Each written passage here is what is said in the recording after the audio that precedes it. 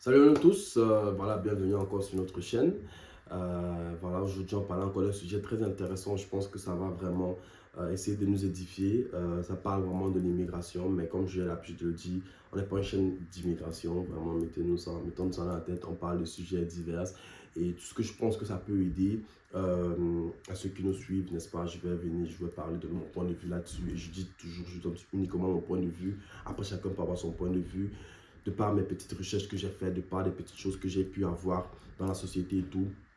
Je viens essayer aussi de parler avec nous pour essayer d'édifier les uns et les autres. Donc, ce je me dis juste après le générique pour la vidéo du jour.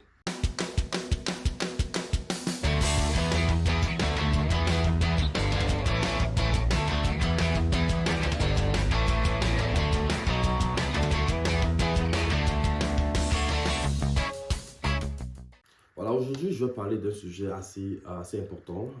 Je pense que c'est bon de savoir cela, surtout pour les nouveaux arrivants. Ça parle vraiment de comment vraiment bien s'intégrer au Canada en tant que nouveau arrivant et avoir une chance, n'est-ce pas, de rapidement prendre le train en marche et réussir. Euh, une des choses que j'ai remarqué, et vraiment je parle vraiment de mon analyse personnelle, vraiment, euh, je parle vraiment de ce que j'ai pu voir, n'est-ce pas, autour de moi et tout ça là, chez les nouveaux arrivants. Et je parle même des personnes qui arrivent avec la résidence permanente. Une des choses que j'ai pu remarquer, c'est que plusieurs personnes, une fois arrivées, il y a un gros problème d'intégration. Il y a un très gros problème d'intégration que les nouveaux arrivants font face. Et deux fois, on ne se rend pas compte de cela. Peut-être il n'y a personne pour nous le dire. Il n'y a personne qui va passer l'information. Mais je tiens vraiment à le dire ça comme ça. Il y a vraiment un gros problème que moi j'ai remarqué d'intégration. Et la première chose que je vais dire, au-delà de toute autre chose, qui pour moi bloque beaucoup de personnes une fois arrivées au Canada, je dirais c'est la langue. Je dirais vraiment c'est la langue. Pourquoi? Parce que plusieurs personnes arrivent en tant que résidents permanents, mais ne peuvent pas aller au Québec parce que, dû aux restrictions, n'est-ce pas, de leur résidence permanente, ou bien à cause d'un ci ou ça, comment est-ce qu'ils ont fait l'application, ils sont obligés de rester dans la partie anglophone du Canada et ne peuvent pas aller au Québec. Donc, ce qui fait que plusieurs personnes qui arrivent et qui sont francophones sont confrontées à la langue. Parce que tu arrives dans une ville comme Toronto, tu arrives en Ontario, tu arrives en Alberta et tout ça, dans des endroits purement anglophones. C'est vrai qu'en Ontario, il y a quand même du français un peu, mais la majorité des entreprises, la majorité des institutions sont en anglais. Donc, tu arrives dans une zone vraiment anglophone, tu ne sais pas parler anglais, c'est compliqué. C'est très compliqué, c'est très compliqué. Je ne peux même pas comment, il faut savoir comment vous décrire, c'est très compliqué et beaucoup de personnes en souffrent. Beaucoup de personnes en souffrent. Que vous voulez, que ce soit que vous voulez rentrer à l'école ou bien que vous voulez trouver un travail, c'est compliqué.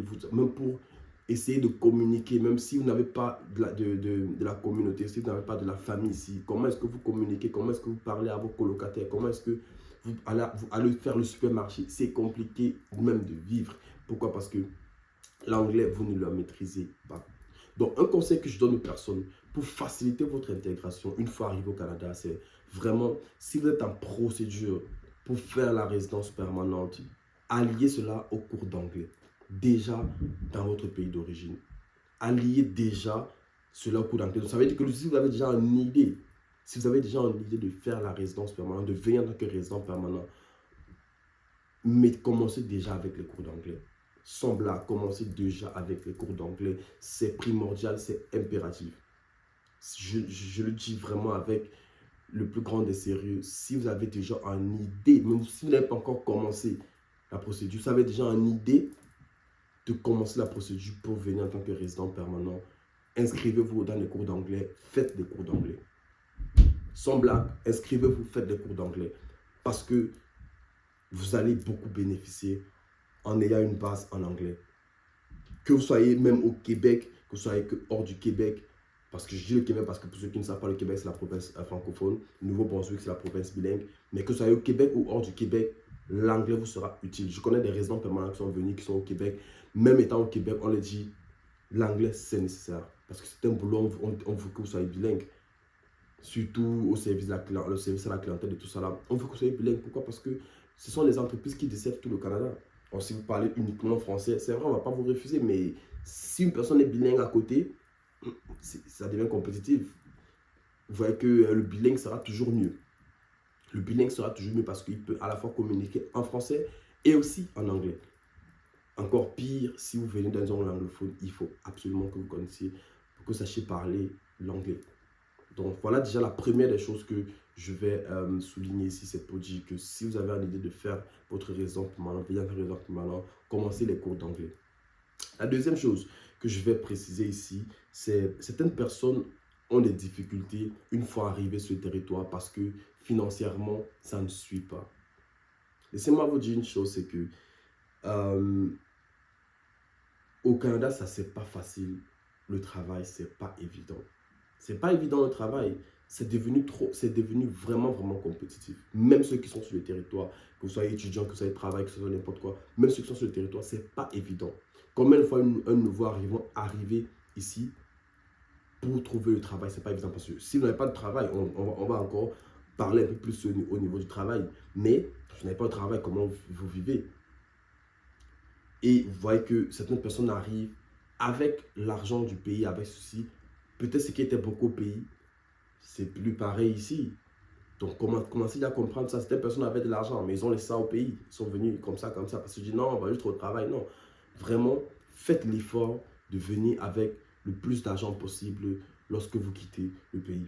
Venez avec le plus d'argent possible. Parce que je donne un exemple simple. J'ai fait une vidéo là-dessus qui parle du coût de vie au Canada. Si vous ne voulez pas regarder, allez regarder. Je pense que ça sera très important de connaître cela avant de venir au Canada. Vraiment, j'essaie de détailler un peu le coût de vie au Canada. Je parle des étudiants, mais ça va de même pour tout le monde. Et par exemple, je prends dans mon pays, le Cameroun. Cameroun, par exemple, une chambre salon, un appartement, une chambre salon, ça peut vous coûter entre 150 000 et 200 000.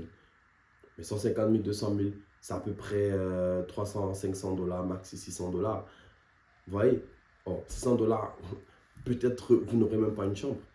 Ça sera compétitif même d'avoir une chambre avec 500 dollars. Quel qu'en soit où vous trouvez au Canada, ça sera compétitif. Ça sera vraiment difficile. Ça ne sera pas évident de trouver une chambre. Je dis bien une chambre.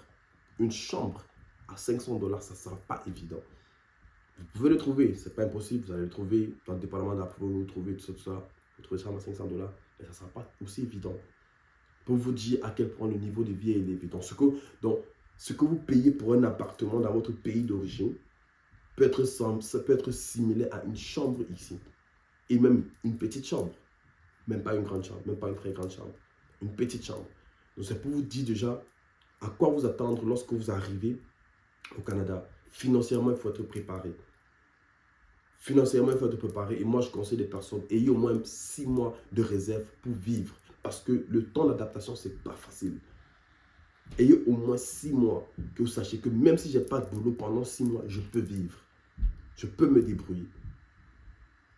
Et rien ne presse aussi de vouloir directement venir d'un coup. Je pense que pour les raisons permanentes, il y a une marge de temps qu'on te donne avant de pouvoir venir. Donc, ça y est, il y a comme date limite que tu as pour pouvoir entrer le territoire et récupérer ton statut. Donc, essayez vraiment de mettre tout en œuvre avant de venir. Utilisez le temps, faites vos recherches, voyez quelle est la marge de temps que j'ai avant de venir. Ne vous pressez pas directement que vous avez la chose, directement vous voulez venir. Non, c'est pas... Si vous êtes prêt, ouais, voilà, venez directement, c'est pas un problème. Mais si vous pensez que voilà, vous n'êtes pas encore prêt et tout ça, préparez-vous bien, gardez la somme d'argent que vous pensez que ça sera nécessaire pour vous et venez. Parce que moi, vraiment, je conseille, ayez au moins, que vous soyez seul, que vous soyez en famille, ayez au moins, dites-vous au moins que j'ai au moins 6 mois de provision. 6 mois que j'ai gardé pour pouvoir vivre, même si je ne trouve pas de travail. Là, quand vous arrivez, vous avez la tête tranquille. Vous n'arrivez pas avec la pression.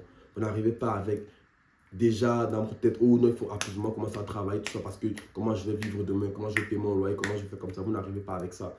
Vous arrivez déjà avec l'esprit tranquille. Vous arrivez avec l'esprit tranquille et vous donnez du temps pour pouvoir bien vous orienter. Que ce soit rentrer à l'école, que ce soit trouver un boulot, trouver un travail et tout ça. Et c'est pas facile. Même quand j'ai parlé de la langue tout à l'heure, même si vous êtes bilingue, c'est pas évident que vous allez venir directement, vous allez trouver le travail. C'est pas comme si le travail sera couché à votre porte. Non.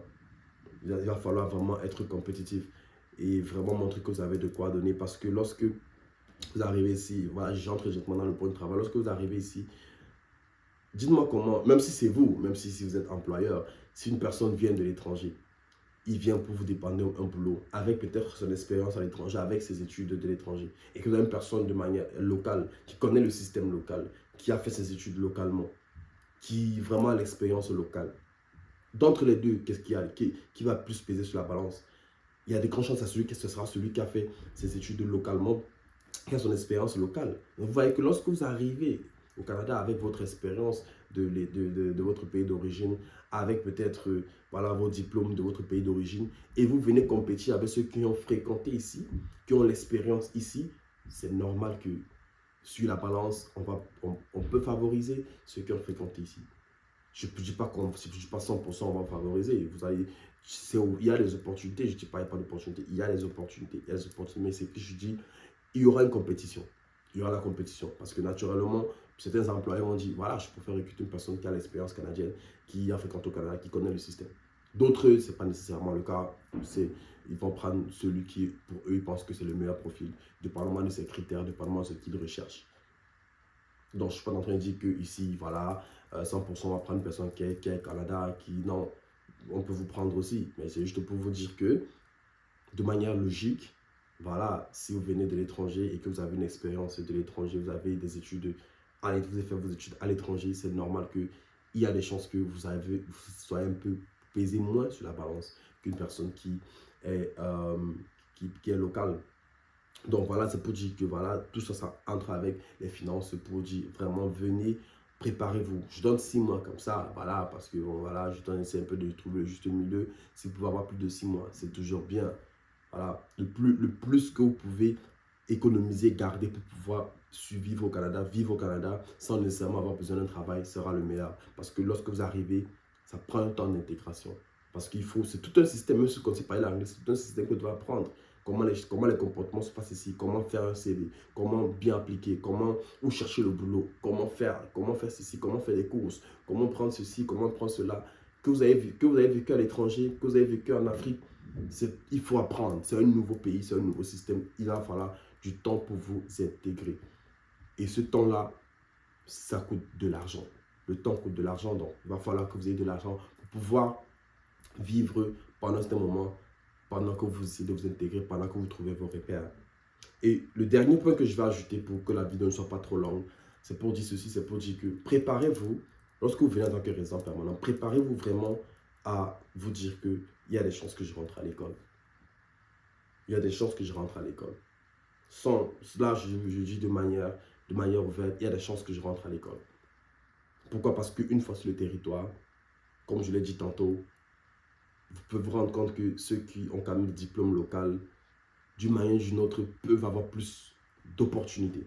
Je ne dis pas qu'eux auront forcément plus d'opportunités, mais peuvent avoir plus d'opportunités.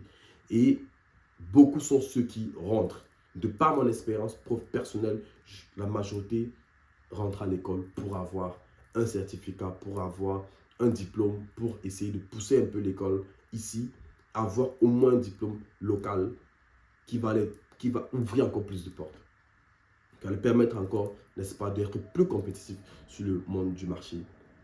Donc voilà, préparez-vous déjà à cela. Donc ne venez pas en disant que non, l'école c'est fini pour moi. Quel qu'en soit votre âge, je vous en prie, ne regardez pas l'âge. Une fois que vous avez traversé, vous êtes venu au Canada, ne regardez pas votre âge. Ne dites pas que je suis trop vieux pour rentrer à l'école, je suis trop ceci, cela, je suis déjà comme ci, je suis déjà comme cela, je ne peux plus faire ceci, je ne peux plus faire cela. Oubliez tout ça, vous prenez un nouveau départ. Vous prenez vraiment un nouveau départ. Et ce nouveau départ-là, c'est d'être ouvert à tout. Ça veut dire que s'il faut rentrer faire une formation, s'il faut rentrer d'abord, commencer un petit job, le temps de vous acclimater, le temps de suivre, soyez ouvert à tout. N'hésitez pas que, oh, dans mon pays, j'étais directeur, j'étais ceci, cela, j'arrive ici, je dois forcément être directeur, je dois forcément... Non, ce n'est pas forcément le cas. Vous pouvez avoir la grâce de trouver un travail en tant que directeur, ouais, c'est bien, mais dans la plupart des cas, il y a des chances que vous diminuez un peu d'un cran du poste que vous aviez ou bien des avantages que vous aviez dans votre pays. Vous diminuez un peu d'un cran.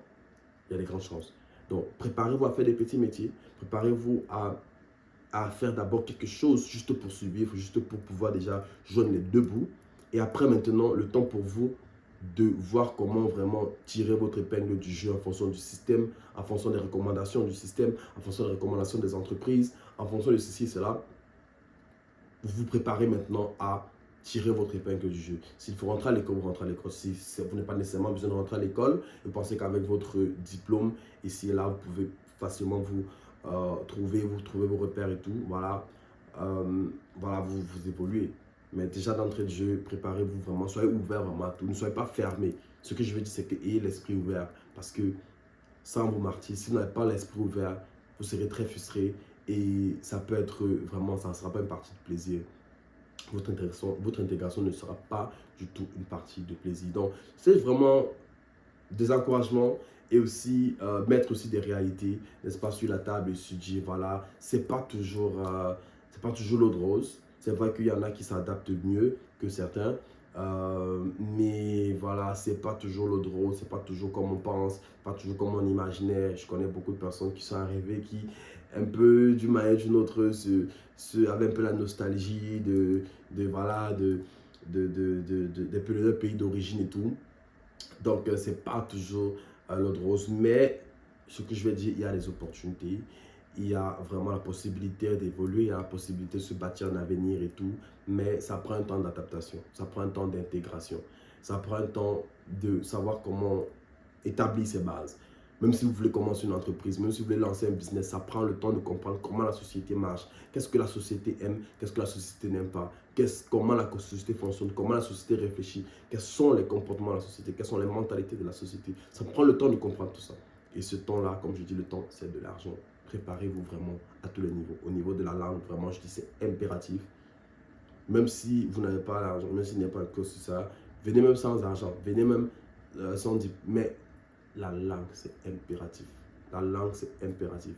Et puis, je recommande aussi, comme je dis, financièrement, préparez-vous vraiment financièrement.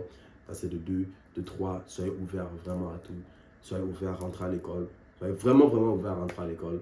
Et soyez ouvert aussi à toucher un peu de tout en ce qui concerne des métiers pour pouvoir, n'est-ce pas, acquérir cette expérience locale et qui va vous permettre, n'est-ce pas, de vous propulser un peu plus haut. J'espère que la vidéo vous a plu. J'espère que la vidéo vous a apporté quelque chose de nouveau. Voilà, comme je dis, je partage mon expérience, ce que je vois en société, ce que je vois autour de moi. J'essaie de le partager ici. Et après, laissez les commentaires si, voilà, si vous avez quelque chose, vous avez des avis différents, si vous avez des points de vue différents. Laissez-le dans les commentaires et tout. Ça pourra toujours aider les uns et les autres. On n'a pas le monopole du savoir. Je n'ai pas le monopole du savoir. Je partage mon expérience. Donc, si vous avez une idée différente, contradictoire, laissez-le dans les commentaires et puis soyez juste poli, soyez juste voilà, respectueux dans les commentaires, pas d'égard vraiment de comportement. Je nous encourage à liker, partager la vidéo, à s'abonner pour ceux qui n'ont pas encore fait et voilà, je vous dis à bientôt pour une prochaine vidéo. Merci.